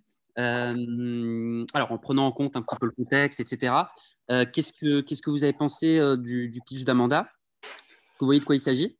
En une phrase. Allez, en deux phrases. Donc, ça se passe où? L'animation pour les maisons de retraite. Mais j'avoue que moi, j'ai vraiment écouté à 50%, donc désolé si je me trompe. Merci. C'est une équipe d'animation ou des activités pour les maisons de retraite. Exactement. Donc, en fait, ce que j'essaie de faire de manière concise, c'est dire, bon, voilà, vous êtes des animateurs, vous avez peu de temps à consacrer parce que vous êtes occupés par les ateliers, les conférences, l'animation des personnes âgées. Et nous, ce qu'on vous propose, c'est d'externaliser tout ce qui est côté spectacle. Donc, la venue d'artistes qui peuvent être des musiciens, des humoristes ou encore des live painters et qui peuvent venir animer vos établissements. Vous n'avez rien à faire, vous nous donnez votre budget mensuel pour les prestations extérieures et nous on vient faire la prestation, on s'occupe de planifier 2 à 3 artistes sur le mois pour venir animer votre établissement. Ok, très bien. Comment tu connais ce métier d'animateur de résidence senior? Alors en fait, moi j'avais ma plateforme, j'ai commencé à vouloir développer une plateforme dans l'événementiel pour proposer les services d'artistes même quand on est des particuliers en fait. Et donc, ma première idée, c'était du B2C. Sauf que je me suis dit, il y a plus de concurrence en B2C. Et qui est-ce qui commande de manière récurrente? Donc, ce sont, par exemple, les maisons de retraite, les agences d'événementiel qui ont besoin de planifier plusieurs prestations, donc plusieurs spectacles sur le mois. Et à ce moment-là, je me suis dit, où est-ce qu'il y a moins de concurrence et qui en a le plus besoin? Et en fait, l'axe des maisons de retraite est apparu un petit peu comme une évidence, quoi. Dans le sens où ils ont un budget mensuel qui est destiné à ça. Il y a souvent qu'un seul animateur par établissement. Et en plus de ça, ils sont totalement, on va dire, sous le jus parce qu'ils doivent s'occuper de tout seuls. Donc moi, je me suis dit, pourquoi pas externaliser ça pour eux et proposer quelque chose qui fait qu'ils n'ont plus besoin de passer du temps dessus. Moi, je trouve que c'est un très bon pitch, ça. Alors, je caricature un petit peu, mais tu vois, là, tu nous as expliqué que tu avais pivoté, qu'il y a un métier que tu connaissais bien, c'était le métier de l'événementiel, avec potentiellement un carnet d'adresses d'artistes, d'intervenants, etc. Et que tu t'es rendu compte, en fait, finalement, que ce n'était pas ce qui t'allait, et tu t'es dirigé spontanément et naturellement vers les maisons de retraite. Et du coup, ça t'a amené à connaître, en apprendre un peu plus sur ce métier d'animateur et tout ça. Donc, je ne dis pas que de manière texto, il faut que tu reprennes les éléments que tu nous as donnés là, dernièrement en pitch, mais pour moi, il y avait quelque chose de beaucoup plus vivant et j'allais dire, alors, c'est pas le bon mot, mais cohérent dans le sens où, avec ton parcours de vie, tes observations et tes appréhensions, voilà pourquoi tu en es arrivé là. Et moi, à titre personnel, mais peut-être vous en discuterez entre vous aussi, ça m'inspire, même si c'était beaucoup plus spontané, en fait, ça m'inspire plus confiance. Parce que je sais à qui j'ai affaire, même s'il y a eu un pivot, ça ne veut pas dire que c'était un échec, ça veut dire que simplement, tu as préféré t'orienter vers les maisons de retraite en gardant cette expertise, ce savoir-faire et ce network que tu avais accumulé. Mais est-ce que ce n'est pas une mauvaise chose de dire aux gens, par exemple, si je pars sur un pitch qui est comme ça, de dire aux animateurs, oui, à la base, vous n'étiez pas ma cible, je trouve que ça enlève un petit peu un côté expertise des seniors pour le coup. Absolument, absolument. Après, vous dosez, tu as certainement raison, hein. Après, vous dosez comme vous pouvez. Je ne suis peut-être pas obligée de dire, j'ai étudié tous les marchés, limite, je peux dire ça, j'ai étudié tous les marchés, j'ai vu que celui-là, que vous aviez vraiment besoin d'un service comme celui-ci. Mais tu vois, parce que, nanana. Quand on s'adresse à un marché de niche, comme tu le fais, il faut montrer que tu sais de quoi tu parles. C'est-à-dire que, par exemple, tu t'adresses à des animateurs de maisons de retraite, il faut que tu leur montres que tu les connais, que tu connais leurs difficultés, que tu es là pour y répondre, en fait. Que ce soit à eux, d'ailleurs, que tu t'adresses ou pas. Si jamais dans la salle, il y a tout sauf des animateurs de maisons de retraite, tu peux très bien dire, bah voilà, aujourd'hui, je vais vous parler d'un métier qu'on ne connaît pas forcément, mais qui est indispensable dans notre société. C'est les animateurs de trucs. Voilà quel problème ils rencontrent, voilà à quoi ils font face, etc. Et moi, avec mon parcours, j'ai pu accumuler un savoir-faire, une expertise, du network, enfin bref, etc. etc. Il va falloir que je tire vite, mais désolé Amanda, c'est vachement dense et court, mais tu vois un petit peu comment tu peux tourner le truc, etc. Ouais, mais c'est vrai que c'est assez intéressant parce que c'est un pitch que je vais utiliser quand je vais démarcher au téléphone, notamment les animateurs. Après, oui, je peux remettre dans le contexte quand il y a une salle, dire voilà, c'est un métier qu'on connaît peut-être pas, mais qui vous sera utile un jour. Enfin, c'est une petite note comique, ça peut marcher, quoi. Ah, mais pour moi, attends, c'est même pas. Ah oui, que vous connaîtriez peut-être un jour, oui, effectivement. Oui, un peu de cynisme. Ouais. Pourquoi pas? Pourquoi pas? Après, encore une fois, je vous disais, essayez de connaître au maximum votre audience et de prendre le moins de risques possible, que ce soit le cynique, l'ironie, l'humour. À chaque fois, c'est des prises de risques. On se dit qu'on va faire marrer les gens, mais manque de bol, il y a 28 personnes sur 30 qui ont rigolé. Les 2 seules personnes qui n'ont pas trouvé ça drôle, c'était vos investisseurs. Donc, sachez bien doser tout ça et faire les bons choix. Chers amis, j'ai un petit peu dépassé. J'aurais voulu avoir le temps de faire un petit récap global, mais essayez peut-être de le faire pour vous ou entre vous. Simplement lister, là on a passé quand même 1 heure et demie ensemble, peut-être 5, 7, 10 choses qui vous paraissent vraiment très importantes dans tout ce qu'on s'est dit. En tout cas, moi j'ai pris pas mal de plaisir à vous donner cette formation. Il y avait pas mal de monde, les projets étaient intéressants. J'espère que ça vous a plu, que vous avez compris quelque chose surtout.